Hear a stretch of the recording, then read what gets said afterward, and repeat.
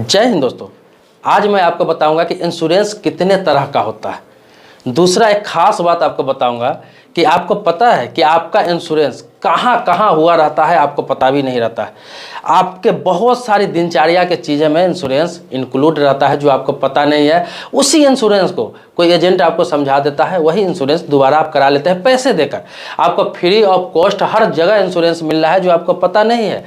मैं सारी जानकारी आपको दूंगा और सारी बातें आपको बताऊंगा। आज पहले मैं आपको बताऊंगा कि इंश्योरेंस कितने प्रकार का होता है, उसके बाद आपको बताऊंगा कि बिना पैसा का आपको लगभग 10-15 जगह आपका इंश्योरेंस हुआ रहता है जो आपको मालूम नहीं है। उसका उपयोग आप कर सकते हैं, घर में बताकर रख सकते हैं कि उसका उपयोग मेरे ना रहने के बाद आप कर सकते हैं। पैसा आपको मिल जाएगा, बहुत मोटा मोटा बहुत अच्छा रकम मिल जाता है, लेकिन जानकारी के अभाव में इसका लाभ लोग नहीं उठा पाते हैं। आगे बढ़ने से पहले आपसे रिक्वेस्ट करूंगा कि इस वीडियो को लाइक कर दीजिए। और मेरे नया सब्सक्राइबर है, मतलब कि पहली बार वीडियो देख रहे हैं, आपने सब्सक्राइब नहीं किया है तो सब्सक्राइब कर लीजिए। अगर मेरे पुराने सब्सक्राइबर है तो इसके लिए कोटि कोटि धन्यवाद देता हूं, आभारी हूं आपका। देखिए, मैं आपको बता दूं कि इंश्योरेंस कितने प्रकार का होता है। तो इंश्योरेंस खास तौर पर 4 प्रकार का होता है, खास तौर पर जिन्हें मेन कहा जाता है, मुख्य इंश्योरेंस कहा जाता है, वो 4 प्रकार का होता है। एक आपने सुना होगा लाइफ इंश्योरेंस होता है।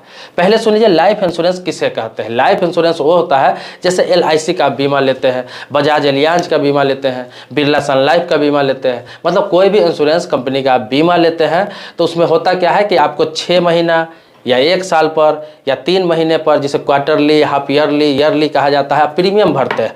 जो 10 साल का होता है, 15 साल का होता है, 20 साल का होता है, पैसा जमा करते हैं। पैसा पूरा होने पर आपको मिल जाता है, चाहे आप जीवित रहते हैं तो भी, जीवित न रहते हैं तो भी, मतलब ज़िंदगी के साथ भी, ज़िंदगी के बाद भी, तो वो पैसा आपको मिल जाता है। अगर बीच में आपको कुछ हो जाता है, आप नहीं रहते हैं, तो भी आपके परिवार को, आपके नॉमिनी को पैसा मिल जाता है। इसे हम लाइफ इंश्योरेंस कहते हैं, जहां समय समय पर पैसा हमें देना है, चाहे वो 3 महीना में हो, 6 महीना में हो, 1 साल में। तो हो गया लाइफ इंश्योरेंस, जिसे जीवन बीमा कहते हैं। दूसरा क्या हुआ, हेल्थ इंश्योरेंस। हेल्थ इंश्योरेंस किसे कहते हैं, जहां पर एक मुश्त प्रीमियम आप देते हैं। जैसे कि हम साल का किसी भी कंपनी को, इंश्योरेंस करने वाली कंपनी को जो हेल्थ इंश्योरेंस करती है, जैसे कुछ इंश्योरेंस कंपनी का नाम भी बता दूं आपको, श्री राम हेल्थ इंश्योरेंस हो गया, HDFC का हेल्थ इंश्योरेंस होता है, ICICI बैंक का हेल्थ इंश्योरेंस होता है, बहुत सारे बैंक भी हेल्थ इंश्योरेंस करती है।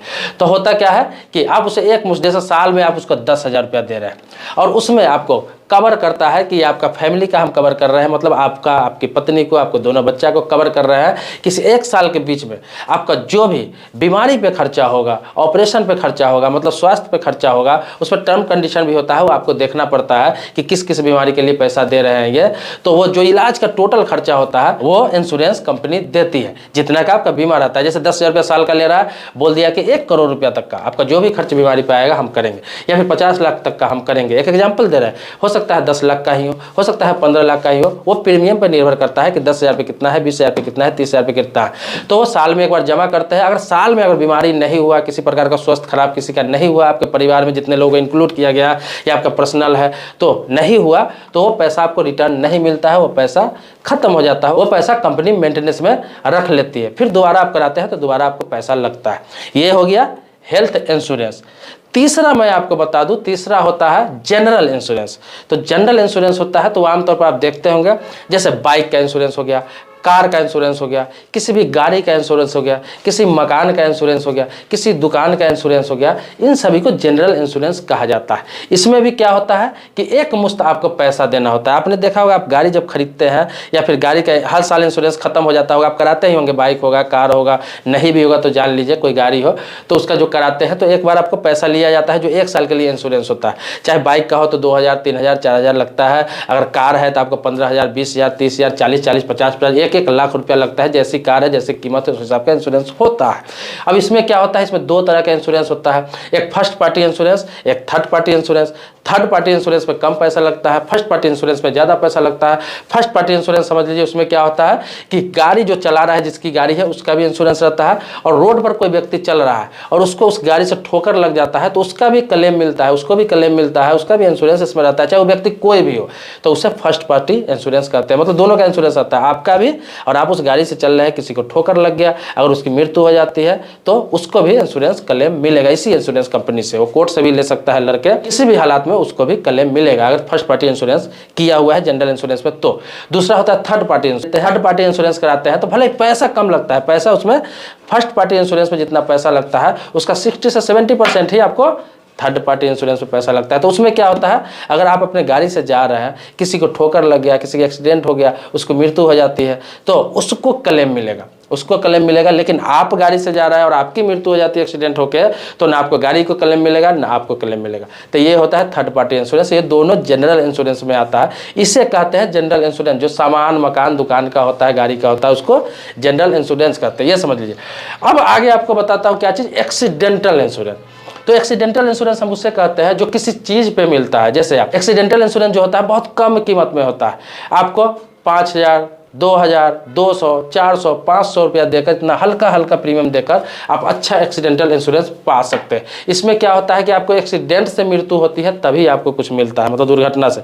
एक्सीडेंट से मृत्यु नहीं होता है तो प्रीमियम आपको नहीं मिलता है वापस, या फिर कोई भी किसी प्रकार का मैच्योरिटी आपको उसमें नहीं मिलता है। तो एक्सीडेंटल इंश्योरेंस आमतौर पर लोग कराते नहीं है, कंपनियां देती है। जहां आप जॉब कर रहे हैं वो कंपनी देगी आपको, या फिर बहुत सारी कंपनियां देती है। अब मैंने जिक्र किया था तो 4 इंश्योरेंस आप समझ लिया किस प्रकार का इंश्योरेंस होता है, health insurance, life insurance, general insurance और एक्सीडेंटल इंश्योरेंस।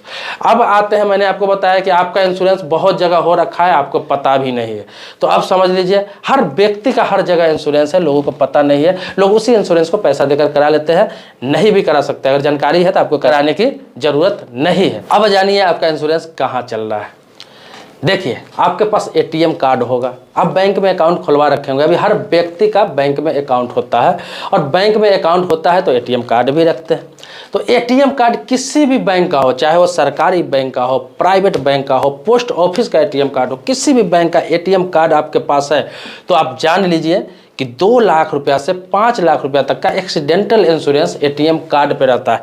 ये बहुत सारे लोगों को मालूम नहीं है, और जिन्हें मालूम है वो भी इसका फायदा नहीं उठा पाते हैं, क्योंकि उनके घर में उनके नॉमिनी को ये चीज़ मालूम नहीं रहता है कुछ हो जाने पर। जैसे मैं आपको बता दूं, आपके पास रुपए का एटीएम कार्ड होगा, देखेंगे एटीएम कार्ड जो रहता है तो उस पर लिखा रहता है रुपए card, visa card, master card, platinum card, इस तरह का कार्ड होता है। तो रुपए कार्ड भी है तो आपका 2 लाख रुपया का एक्सीडेंटल इंश्योरेंस रहता है। अगर वीजा कार्ड है तो 5 लाख रुपया तक का एक्सीडेंटल इंश्योरेंस रहता है। अगर मास्टर कार्ड है, क्लासिक कार्ड है, या फिर आपका प्लेटिनम कार्ड है तो इन सभी पर 5 लाख रुपया तक का इंश्योरेंस रहता है। मतलब 2 लाख रुपया से 5 लाख रुपया तक का इंश्योरेंस रहता है। आपके पास एटीएम कार्ड है, आप कहीं जा रहे हैं, आपका दुर्घटना हो गया और आपकी मृत्यु हो जाती है, या फिर कोई व्यक्ति कहीं पर जा रहा है, कहीं हादसे में मृत्यु हो जाती है, किसी तूफान में मृत्यु हो जाती है, मतलब किसी भी एक्सीडेंटल अगर उनकी मौत हो जाती है तो उस पर बैंक में क्लेम करके उसका नॉमिनी एटीएम कार्ड के आधार पर 2 लाख रुपया से 5 लाख रुपया का क्लेम कर सकता है, उससे मिलता ही है। आपको बता दूं, ये क्लेम करना बहुत सारे लोगों को मालूम नहीं है। ये बैंक में क्लेम किया जाता है। अगर कोई दिक्कत आता है तो आप बैंकिंग लोकपाल में भी इसका शिकायत कर सकते हैं, IRDA में भी शिकायत कर सकते हैं इसका। बस इसमें शर्त यही है कि जो एटीएम कार्ड आप इस्तेमाल कर रहे हैं महीने में एक बार यूज हुआ होना चाहिए। जैसे कि उससे आपने पैसा निकाला हो, या फिर कहीं पैसा ट्रांसफ़र किया हो, या फिर आपका फ़ोन पे, पेटीएम, UPI जो भी होता है, चाहे गूगल पे, कुछ भी, वो एटीएम कार्ड के नंबर से ही लिंकेड होता है। तो आप पेटीएम से भी, कहीं पे फ़ोन से भी, UPI से कहीं भी यूज करके ट्रांसफ़र की है तो भी आपका वैलिड रहता है। इसके अलावा है, मतलब उस कार्ड को कहीं भी शॉपिंग आपने किया हो, किसी भी प्रकार का यूज उस कार्ड का होना चाहिए 1 महीने में 1 बार भी, तभी उस पर इंश्योरेंस अवेलेबल होता है। नहीं तो अगर यूज नहीं कर रहा है, मान लीजिए कोई आदमी खाता खुला लिया और एटीएम कार्ड ले रखा है, उसका यूज नहीं कर रहा है, तो फिर वो इंश्योरेंस मान्य नहीं होता है। तो टर्म कंडीशन भी जान लीजिए। अगर 1 महीने के अंदर 1 बार भी आपने उसको यूज किया है कहीं भी, तो फिर आप किसी भी प्रकार का कुछ होने पर डायरेक्ट क्लेम कर सकते हैं, और बैंक इसे देने से मना नहीं कर सकती है। दूसरा मैं आपको बता दूं कि गैस सिलेंडर, जो गैस का कनेक्शन लेते हैं, गैस सिलेंडर सभी के घर में होता है। हर व्यक्ति के घर में अभी गैस सिलेंडर होता है, चाहे किसी भी योजना से लिया गया हो, चाहे सरकारी योजना से लिया हो आपने, चाहे पैसे देकर आपने कनेक्शन लिया हो। तो उस कनेक्शन पर आपको बता दूं 40 से 50 लाख का इंश्योरेंस रहता है। ये बहुत सारे लोगों को मालूम नहीं है। कुछ लोगों को मालूम हो सकता है, लेकिन बहुत सारे, अधिकतर लोगों को ये मालूम नहीं है। अब कैसे मिलता है क्लेम, मैं आपको बता देता हूं कि गैस सिलेंडर जो घर आपके लेकर आते हैं उसी दिन आपका इंश्योरेंस वो हो जाता है। अब वो गैस सिलेंडर अगर फट जाता है आपके घर में, उस हादसे में आपके घर के किसी सदस्य की मृत्यु हो जाती है, चाहे आपके फैमिली मेंबर होना चाहिए, सिर्फ फैमिली मेंबर होना चाहिए, उस गैस से किसी का भी मृत्यु हो जाती है आपके घर में, ये नहीं कि खाना बना रहा है उसी का, किसी का भी हादसे में आपके घर में मृत्यु हो जाती है, तो गैस कंपनी को, जो भी हो, चाहे इंडियन ऑयल हो, चाहे हिंदुस्तान पेट्रोलियम हो, चाहे वो भारत गैस हो, कोई भी कंपनी हो, इसके अलावा भी बहुत सारी कंपनियां हैं, कोई भी कंपनी हो, वो 40 से 50 लाख रुपया का इंश्योरेंस उस पर किया रहता है। आपको बता दूं, आप इसमें क्लेम कैसे लेंगे, ये भी फिर सवाल उठ जाएगा। तो अगर ऐसे हादसे में किसी की मृत्यु हो जाती है तो कुछ नहीं करना होता है, पहले जाकर FIR कराना होता है। कहीं भी नज़दीकी पुलिस चौकी में, पुलिस स्टेशन में जाकर आपको FIR कराना हो। हादसा होगा तो पुलिस आएगी ही, तो FIR होगा, उसमें सारा मामला लिखा रहता है कि किस कारण से कैसे हुआ है, सारा आप लिखाएंगे, रिपोर्ट दर्ज कराएंगे। तो उसी के आधार पर आप क्लेम करेंगे कहाँ, गैस कंपनी में, जहाँ से आपने सिलेंडर लिया, एजेंसी में करेंगे। एजेंसी वाले जोनल ऑफिस में फॉरवर्ड करते हैं और वहाँ से क्लेम पास होकर, इसमें ज़्यादा भी समय नहीं लगता है। अगर सब कुछ ठीक ठाक है, पोस्टमार्टम रिपोर्ट है या फिर FIR है, तो पोस्टमार्टम रिपोर्ट, FIR के आधार पर और कुछ गवाहों के आधार पर, हादसा होता है तो आसपास के लोग जुटते ही हैं, उसके आधार पर बहुत जल्दी क्लेम मिल जाता है। मैं आपको बता दूं कि 1 महीना से 3 महीना के अंदर में ये क्लेम मिल जाता है। अगर कोई दिक्कत आती है तो आप कोर्ट भी जा सकते हैं, कोर्ट किसी भी हालात में आपको क्लेम दिलाती है। कोर्ट के लिए आप उपभोक्ता फोरम भी जा सकते हैं, जहाँ नाम मात्र का पैसा लगता है, न के बराबर पैसा लगता है, और ऐसे मामलों में तो कोई पैसा लगता ही नहीं है, तो वहाँ से जाकर आप क्लेम करके कर सकते हैं। ये जानकारी रहना चाहिए। तीसरा बता देता हूँ कि एक चीज़ और मालूम नहीं होगा कि रोड पर आप चल रहे हैं, आपको किसी प्रकार का इंश्योरेंस नहीं है, कोई भी इंश्योरेंस आपने नहीं करा रखा है, तो भी एक्सीडेंटल इंश्योरेंस आपका रहता है। फ्री इंश्योरेंस इतने तरह का रहता है, ATM कार्ड पर इंश्योरेंस है आपका, गैस सिलेंडर पर इंश्योरेंस है आपका, आपको पता नहीं है। इसके अलावा आपको बता दो कि आपको ऐसे भी इंश्योरेंस होता है जो आपको पता नहीं, जैसे रोड पे चल रहा है, कोई गाड़ी आकर ठोक दिया, एक्सीडेंट हो गया और मृत्यु हो गई, तो उसमें क्या होता है कि गाड़ी का जो इंश्योरेंस होता है, जो मैंने आपको बताया, first party insurance, third party insurance, तो अभी सभी गाड़ी का इंश्योरेंस रहता है। अगर फर्स्ट पार्टी इंश्योरेंस है तो भी क्लेम मिलेगा उसके नॉमिनी को, अगर थर्ड पार्टी इंश्योरेंस है तो भी क्लेम मिलेगा। थर्ड पार्टी इंश्योरेंस तो होता ही है रोड पर चलने वालों के लिए, गाड़ी मालिक के लिए वो नहीं होता है। तो किसी भी हालात में गाड़ी का इंश्योरेंस रहता ही है, बिना इंश्योरेंस के कोई गाड़ी चल नहीं सकती है। तो एक्सीडेंट होता है तो क्लेम करने पर आपको बता दूं 5 लाख रुपया से लेकर 1 करोड़ रुपया से ऊपर तक का क्लेम मिलता है। इसमें वो देखा जाता है कि आप काम क्या करते हैं, आपकी स्थिति कैसी है, आपका जॉब कैसा था, आपकी सैलरी कैसी थी, आपका एक्सीडेंट हुआ तो वहीं पे मृत्यु हो गई, या फिर वो व्यक्ति हॉस्पिटल में गया और वहाँ पे इलाजरत होकर मृत्यु हुआ तो भी सारा खर्च, उसके बाद मुआवजा, बहुत सारी चीज़ें, उसके परिवार का मुआवजा, सब कुछ देना पड़ता है कंपनी को। तो इंश्योरेंस ये रहता है, मिलेगा ही मिलेगा। अब बता दूं, किसी का सवाल ये भी उठ जाता है कि अगर गाड़ी का इंश्योरेंस नहीं हो, ठोक के चला गया तो मैं क्या करूँगा। तो इसके लिए भी बता दूं आपको, आप कोर्ट जाते हैं तो जो वाहन मालिक होता है, जो गाड़ी मालिक होता है, वो क्लेम देता है किसी भी हालात में। वो तो और बुरे तरीके से फंस जाता है, क्योंकि अगर गाड़ी का इंश्योरेंस उसका फेल है, अगर उससे किसी की मृत्यु हो जाती है तो फिर किसी भी हालात में और भी जल्दी जजमेंट होता है, किसी भी हालात में उस पर जुर्माना भी होगा, मुआवजा भी देना होगा और वो बंदा जेल भी जाएगा।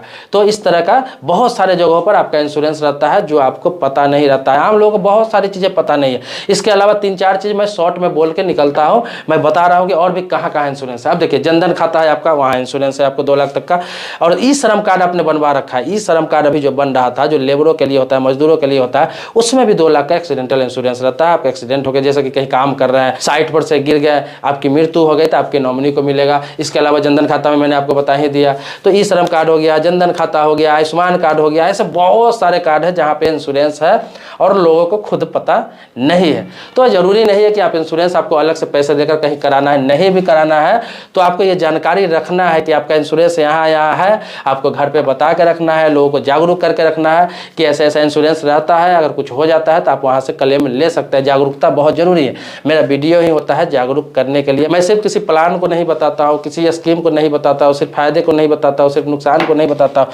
मैं जागरूक करता हूँ ताकि आम लोग जागरूक हो और हर चीज़ का उसको लाभ मिले, सरकार द्वारा या फिर किसी कंपनी द्वारा या IRDA द्वारा या फिर RBI द्वारा, जो भी रूल्स रेगुलेशन बने हुए हैं, हर जगह जहाँ जहाँ उनका इंश्योरेंस है, कहाँ कहाँ पैसा मिल सकता है। क्योंकि आम मिडिल क्लास में होता क्या है कि किसी घर में किसी की मृत्यु हो जाती है तो उसका पूरा परिवार बिखर जाता है, बाल बच्चा बिखर जाता है, पत्नी बिखर जाता है, कोई कमाने वाला नहीं रहता है, इकलौता बंदा कमाने वाला रहता है, खुदा न करे कुछ हो जाता है, भगवान न करे कुछ हो जाता है तो उसका घर पूरा बर्बाद हो जाता है। आर्थिक स्थिति तो क्या कहना भाई, आर्थिक स्थिति इतनी बुरी हो जाती है।